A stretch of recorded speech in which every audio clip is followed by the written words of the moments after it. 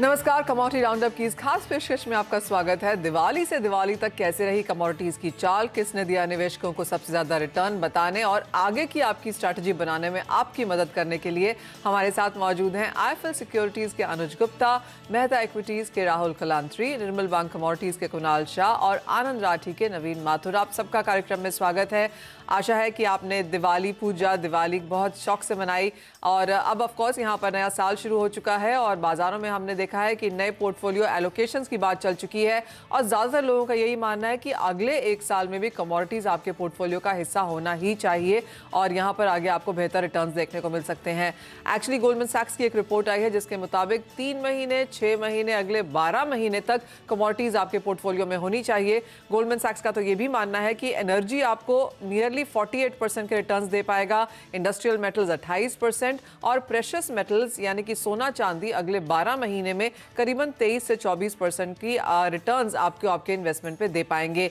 क्या कुछ है हमारे निवेशकों के हाथ में और क्या कुछ हमारे एक्सपर्ट्स आज यहाँ पर उनको राय देंगे, ये जानने के लिए हमारे साथ हमारे एक्सपर्ट जुड़ चुके हैं। नवीन, सबसे पहले आपसे जानना चाहेंगे और सोने चांदी से ही शुरुआत कर लेते हैं। इस साल डॉलर टर्म्स में तो सोने चांदी ने रिटर्न नहीं दिया, लेकिन बाकी सभी करेंसीज में काफ़ी बेहतरीन परफॉर्मेंस हमने आते हुए देखी है। तो अगर कोई सोना चांदी अपने पोर्टफोलियो में इंक्लूड करना चाहे, क्या देखते हैं आप रिटर्न्स? मनीषा, सबसे पहले तो आपको दिवाली और धनतेरस की बहुत बहुत शुभकामनाएं। Although we are giving this particular wish a little late to you and the crew of the CNBC Awards, but I think it's a well set tone. I think जो आपने क्वेश्चन पूछा है वो बिल्कुल रेलेवेंट है मनीषा। अगर आप देखें तो 10 से 15% हर एक को सोना अपने पोर्टफोलियो में रखना चाहिए, राय यही रहेगी। और सोना को कभी भी रिटर्न पर्सपेक्टिव से मत देखिए, उसको हेज की तरह देखिए। जो आप स्क्रीन पे डाटा भी दिखा रहे हैं वो अपने आप में एक रेलेवेंट डेटा है। अगर आप देखें तो 2019 और 20 में और उसके बाद भी जब ये 20 में मार्च में कोविड का सिचुएशन आया, 24% returns the gold has given in that particular year, although the COVID came up in 2020 March. But till March means even if that was the case, the trade deal and all those geopolitical tensions created too much of trouble. So एक तो मेरी सलाह हमेशा यही रहेगी मनीषा अपने निवेशकों के लिए कि उसको रिटर्न पर्सपेक्टिव से मत देखिए गोल्ड को, और उसको हेज के पर्सपेक्टिव से देखिए, एक रिस्क एवर्स एसेट। जब रिस्की एसेट सही काम नहीं कर रहे होते हैं मनीषा, तो हम सब जानते हैं कि रिस्क एवर्स एसेट्स ही काम करते हैं एंड गोल्ड एंड डॉलर की तरफ जितने भी निवेशक हैं वो जाते हैं। तो उस पर्सपेक्टिव से 10 से 15%, 12% के आसपास आपको हमेशा निवेश करना चाहिए। मेरी अगर आगे का देखना है, तकरीबन से for example till December, I think the gold would be neutral to bearish as of now, because Russia Ukraine has been discounted more or less. It is the British political concerns which have been thrashed out yesterday. So I think the global economy question would only be there because the Federal Reserve जो है वो rate hikes कर रहे हैं, तो वो dollar definitely appreciate करेगा, और अगर डॉलर एप्रिशिएट करेगा तो गोल्ड में भी थोड़ी सी मंदी आ सकती है। अगर आप देखें तो 1648 के आसपास गोल्ड चल रहा है, बहुत सीमित दायरे में, तकरीबन 1-1.25 महीने में काम कर रहा है। Very news based movement is happening. तो मुझे लगता है रुपये अगर डेप्रिशिएट होता है तो 52,000 तक के हम लेवल्स देख सकते हैं। तकरीबन 50,500 के आसपास का अभी भाव है दिसंबर वायदा जो है एमसीएक्स का।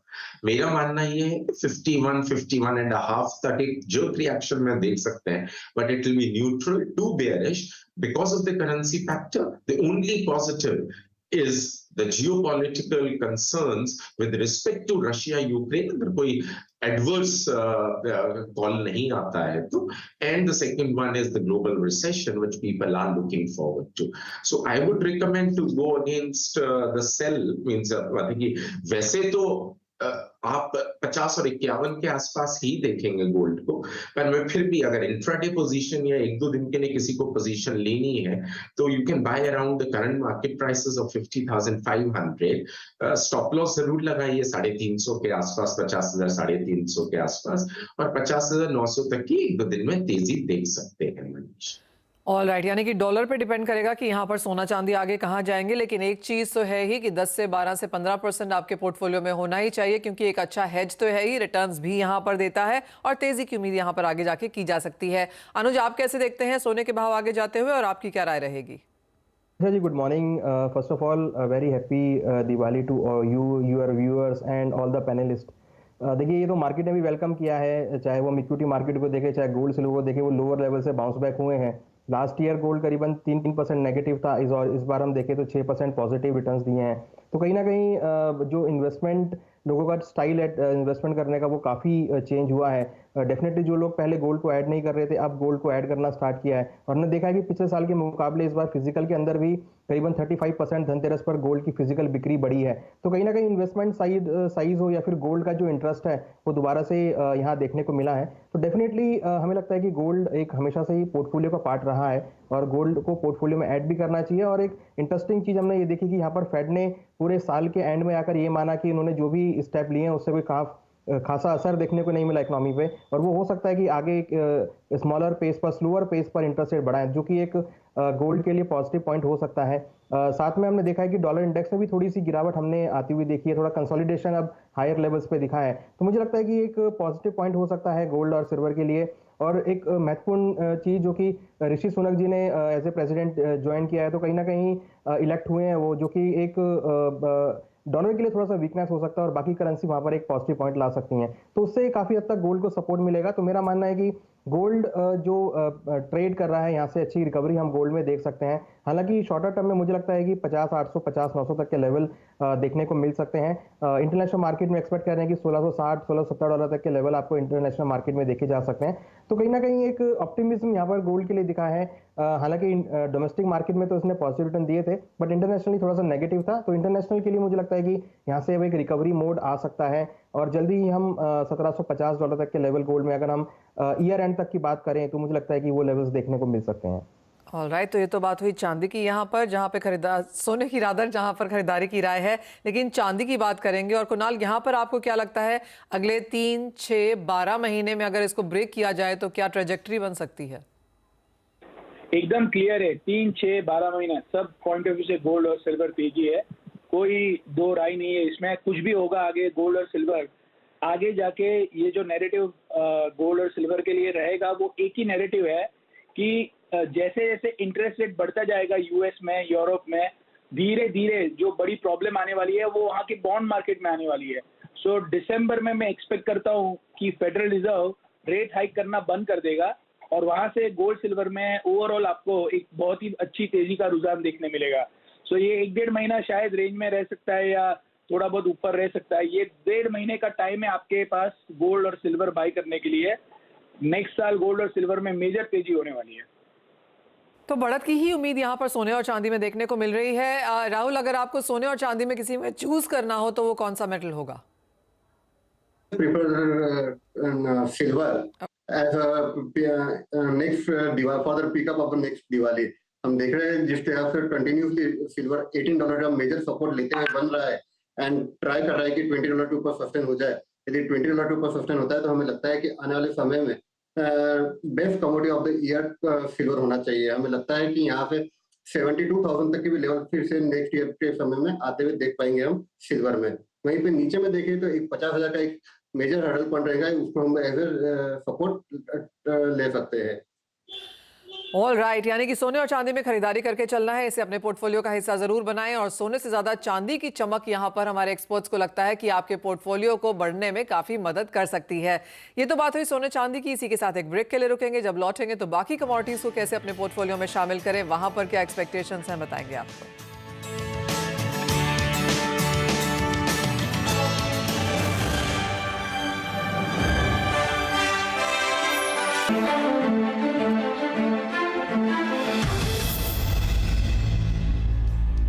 आपका स्वागत है। बात अब यहाँ पर मेटल्स की कर लेते हैं क्योंकि इस साल में बहुत बड़ी उठापटक हमने यहाँ पर भी आते हुए देखी। Kunal, clearly quarter on quarter यहाँ पर मेटल्स में मूवमेंट थी। एक लॉन्गर टर्म ट्रेंड था, एक शॉर्ट टर्म ट्रेंड भी था और आप हमें बताते भी रहे कि यहाँ पर कैसे कारोबार करना है। अब इन करंट लेवल से एक तो ईयर एंड तक आपको क्या लगता है कि स्पेकुलेटर्स की पोजीशंस कैसी हैं? अगर हम वो बुक क्लोजिंग्स आता हुआ देखते हैं तो क्या एक्सपेक्ट किया जा सकता है? नए पोर्टफोलियो एलोकेशंस कहाँ रह सकते हैं? अगर अगले 2-3 क्वार्टर्स की बात की जाए तो क्या व्यू है? तो सबसे बड़ा मेटल्स में ट्रिगर रहेगा चाइना का policy, zero covid policy, and that is causing major drop in demand. दो प्रॉब्लम चल रहे हैं मेटल मार्केट में। एक तो चाइना की रियल एस्टेट जो मार्केट है वो मार्केट में लगातार पिछले 12 महीने से हम देखेंगे तो प्रॉपर्टी के सेल्स नीचे आ रहे हैं और सामने जो प्रॉब्लम है वो कोविड रिस्ट्रिक्शंस एक के बाद एक सिटीज में आ रहे हैं। सो ऐसे माहौल में मेटल्स की डिमांड जो 45 to 50% कंजम्पशन चाइना से होता है वो डिमांड नहीं आ रही है, वो डिमांड कम है, तो उसके कारण मेटल चल नहीं पा रहे हैं। सो जब चाइना की गवर्नमेंट ये जीरो कोविड पॉलिसी का मैंडेट हटा देती है वहां से आपको एक अच्छा बाउंस मेटल में देखने मिलेगा। बट मैं बहुत ज्यादा तेजी में नहीं हूँ। मुझे लग रहा है फर्स्ट हाफ ऑफ 2023 में जब चाइना ये करेगा या फेड अपनी पॉलिसी में रेट हाइक करना बंद करेगी, वहां से मेटल्स में एक बाउंस आएगा। लंबी तेजी के आसार नजर नहीं आ रहे कोई भी मेटल्स में, क्योंकि चाइना पहले की तरह ग्रो नहीं होने वाला है और there is nobody in the world which can replace Chinese demand. So 45 to 48% of the demand comes from China. तो जब चाइना जीरो कोविड पॉलिसी के रिस्ट्रिक्शन हटाएगा सब मेटल्स में 5 से 8% का बाउंस आएगा, बट मेटल का आउटलुक तेजी का नहीं नजर आ रहा है। ऑलराइट, थोड़े से इफ्स एंड बट्स हैं वहां पर और 7 से 8% की बढ़त की उम्मीद, लेकिन वो भी तब अगर चाइना यहां पर अपनी जीरो कोविड पॉलिसी को कम करता है। आप कैसे देखते हैं इसे अनुज, और आपकी कोई टॉपिक यहां पर मेटल्स में आने वाले 1-2 क्वार्टर्स के लिए? मुझे लगता है कि बेस मेटल में आपको एक बाउंस बैक देखने को मिल सकता है, क्योंकि जिस तरीके से आगे ऑप्टिमिज्म दिख रहा है इक्विटी मार्केट में या फिर अगर हम देखें तो इंडस्ट्रियल एक्टिविटी में हमने भी रिसेंटली डेटा भी काफ़ी अच्छे आते हुए देखे हैं। तो मुझे लगता है कि नेक्स्ट क्वार्टर में आपको एक अच्छा बाउंस बैक बेस मेटल में देखने को मिल सकता है। पर्टिकुलर अगर हम बात करें कॉपर या जिंक की, तो मुझे लगता है कि अगर हम बात करें मार्च तक या दिसंबर तक भी देखें तो मुझे लगता है कि एक अपसाइड मोमेंटम कॉपर या जिंक में आपको देखने को मिलेगा। हमें तो बाय कॉल यहाँ पे रहेगा। हमें लगता है कि कॉपर में अगर हम वेरी शॉर्ट टर्म बात करें इंट्राडे पर्सपेक्टिव से तो 660 तक के लेवल आपको देखने को मिल सकते हैं, और अगर हम बात करें दिसंबर तक तो मुझे लगता है कि अगेन 680 तक के लेवल आपको कॉपर में देखने को मिल सकते हैं। और अगर मार्च तक भी देखें तो मेरा व्यू है कि एटलीस्ट 700 तक के लेवल आपको कॉपर में देखने को मिल सकते हैं। सिमिलरली जिंक के अंदर भी हमारा मानना है कि अगेन प्राइजेस 300 तक के लेवल आपको नेक्स्ट क्वार्टर तक देखने को मिलेंगे। मेरा मानना है कि डिमांड फैक्टर यहाँ पे काफी ज्यादा रोल प्ले करेगा, और जिस तरीके से federal bank interest rates lower करेगा तो उससे काफी हद तक दोबारा से इंडस्ट्रियल एक्टिविटी को एक सपोर्ट आता हुआ दिखाई देगा। तो वहां पर हमें एक अच्छे खासा बाउंस बैक कॉपर और जिंक में देखने को मिल सकता है। तो हमारा बाय कॉल रहेगा नेक्स्ट क्वार्टर के लिए। ऑलराइट, तो वो 2 metals on top of the pick है यहाँ पर, लेकिन बात अब यहाँ पर एनर्जी की भी कर लेते हैं। और नवीन, माना ये जा रहा है और जो गोल्डमैन सैक्स की रिपोर्ट है वो ये मानती है कि अगले 12 महीने यहाँ पर कच्चे तेल में तेजी बरकरार रह सकती है। ऑफ कोर्स उठापटक यहाँ पर जरूर रहेगी, लेकिन ओवरऑल अगले 6 से 12 महीने में एक पॉजिटिव रिटर्न हम क्रूड में आता हुआ देखेंगे अगर आप उसे पोर्टफोलियो में ऑन द बाय साइड लेते हैं। आपका क्या व्यू है? आप बिल्कुल ठीक कह रही हैं। सबसे हैपनिंग कमोडिटी या मतलब कि मैं कहूँ सबसे वॉलेटाइल कमोडिटी एनर्जी ही रही, both crude and natural gas, for all the reasons which we have been sharing since February when the Russia and the Ukraine geopolitical tensions erupted. मेरा मानना ये है कि अगला साल जो होगा वो इतना हॉकिश नहीं होगा मॉनेटरी टाइटनिंग के पर्सपेक्टिव से अक्रॉस द वर्ल्ड, क्योंकि सारे सेंट्रल बैंक्स ने फ्रंट लोड कर दिया है जितना इंटरेस्ट रेट्स बढ़ाना है।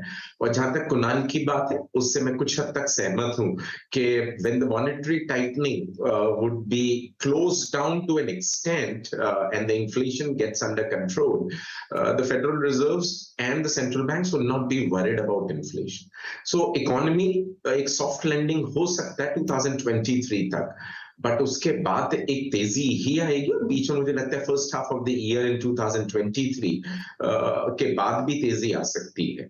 So I think the crude has been a very performer. The WTI crude in 2021 gave 55% of returns in dollar terms, I'm saying, Y to date? Because 130 का भाव भी था और हमने देखा नीचे आते हुए भी तकरीबन $90 के आसपास. सो WTI is 12.5% of the plus, and even on the month to date it is 6.5% in dollar terms for the WTI.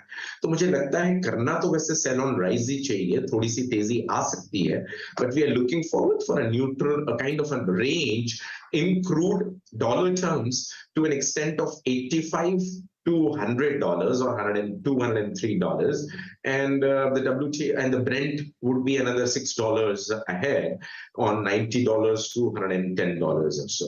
So अगर किसी को काम भी करना है इंट्राडे तो सेल करिए राइज पे, 1-2 दिन तक रख सकते हैं ये position. On around the November contract of the MCX can be sold around 7,050 levels. You can put the stop loss at 7,150 and targets would be 6,850 per barrel. Natural gas looks to be positive because of the winter season, although what we are seeing आंकड़े जो हैं वो यही बता रहे हैं मनीषा के जो स्टोरेज कैपेसिटी है यूरोपियन यूनियन की वो तकरीबन 90% तक, कुछ देश का तो 100% हो गया, पर overall average it is 90% full. So I think it will not be too much of the worry as far as this winter is concerned. But अगर कुछ नेगेटिव होता है जैसे मैंने पहले भी कहा यूक्रेन और रशिया के फैक्टर पे और particularly geopolitical tensions और कुछ रूप लेती हैं तो एक बहुत volatile time energy sector में दोबारा आ सकता है. But we would recommend to buy the energy the natural gas contract on MCX for October. Dips पे buy करना चाहिए मनीषा 420 के लेवल के आसपास. 400 का स्टॉप लॉस लगाएं एंड तकरीबन 458 या 60 तक का टारगेट देखा जा सकता है. राहुल, आप कैसे देखेंगे नेचुरल गैस को, क्योंकि 700 के प्लस के ऊपर के हाईज हम इस साल में देख चुके हैं और अब 430 के स्तर. डेफिनेटली मनीषा देख रहे हैं कि नेचुरल गैस में ऑलमोस्ट हमने 30-35% का फॉल अप हाई लेवल से आते हुए देखा है and 400 is the very good support for the natural gas. और हमें जो लगता है कि जो क्रूड एंड नेचुरल गैस के प्राइस डाउन आए हैं, हमें लगता है कि मिड टर्म इलेक्शन जो यूएस में 8 और 9 नवंबर को है उसके वजह से ये कूल डाउन देखने को मिला है. बट आफ्टर दैट हमें लगता है कि फिर से एक डिमांड एंड जंप हम दोनों ही एनर्जी पैक में देखने को मिल सकते हैं. आज के लिए यदि हम बात करें तो आज हमें भी लगता है कि बाइंग और डीप की स्ट्रेटेजी नेचुरल गैस के साथ करना चाहिए. 415-420 के बीच में हमने बाय करना चाहिए. 405 का एक स्टॉप लॉस रहेगा एंड 438 to 445 तक के हमें टारगेट देखने को मिल सकते हैं आने वाले 1 से 2 दिनों में. राइट, यानी कि नियर टर्म तो तेजी है ही और लॉन्गर टर्म में भी एनर्जी पैक में भी आपको खरीदारी करके ही यहाँ पर काम करना है. बात अब एग्री की कर लेते हैं, क्योंकि यहाँ पर भी बहुत ज़्यादा मूव्स हमने आते हुए देखे हैं. अगर आज की ही बात करें, पिछले एक हफ्ते की बात करें, तो चाहे वो रबर है, कॉटन है, शुगर है, चाय है, गेहूं है, चावल है, मक्का है, इन सब में अच्छी सी उठापटक, वॉलेटिलिटी और वॉल्यूम्स भी आते हुए नजर आई हैं. कैसे देखते हैं आप अनुज, और आपकी एक वो टॉप पिक एग्री स्पेस में कहाँ होगी? देखिए मनीषा जी, यूजुअली ग्वार ही हमारा टॉपिक रहेगा, जो कि मैं लास्ट वीक भी डिस्कस किया था. वहाँ से आज हम देखें तो करीबन 0.5% बढ़ा हुआ है. तो ग्वार क्योंकि आप देखेंगे इस बार ग्वार की जो डिमांड है, एक्सपोर्ट डिमांड गम की, वो यहाँ पर बढ़ सकती है. क्योंकि जो कंट्रीज हैं वो धीरे धीरे एनर्जी के ऊपर शिफ्ट होती हुई दिख रही है, तो एक्सप्लोरेशन के लिए ग्वार गम की रिक्वायरमेंट रहेगी. और हमने देखा भी है कि काफ़ी एक्सपोर्ट डिमांड भी बढ़ी है. तो ग्वार गम ग्वार स्ट्रीट कॉम्प्लेक्स जो है वो मुझे लगता है कि पॉजिटिव रहेगा. यहाँ पर हमारा व्यू की खरीदारी करना चाहिए. हमें लगता है कि दिसंबर तक इसमें अगेन हम 4,900 5,000 तक के लेवल ग्वार स्ट्रीट में देख सकते हैं. तो आने वाले 2 महीने मुझे लगता है कि पॉजिटिव रहेंगे और ग्वार स्ट्रीट के अंदर खरीदारी का ट्रेड बना के चला जा सकता है. ऑलराइट, खरीदारी यहाँ पर गुआर में करनी चाहिए. इस साल में ये माना जा रहा है कि गुआर आपको काफी बेहतरीन रिटर्न्स दे सकता है ओवरऑल एग्रीकल्चर स्पेस में भी.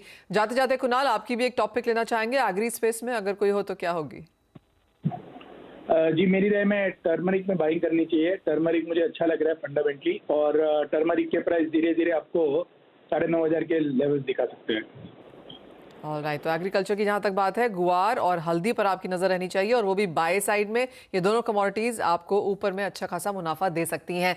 तो ये तो लिस्ट हुई हमारी कमोडिटीज की कि कैसे आपको अपना पोर्टफोलियो बनाना है आने वाले एक साल में. नए संवत की शुरुआत यहाँ पर हो चुकी है. कैसे बनाएं, कौन सी कमोडिटीज यहाँ पर होनी चाहिए, क्या प्राइसेस भी हो सकते हैं, हमारे एक्सपर्ट्स ने आपको बताया ही है. इसी के साथ बहुत शुक्रिया आप सबका हमारे साथ जुड़ने के लिए.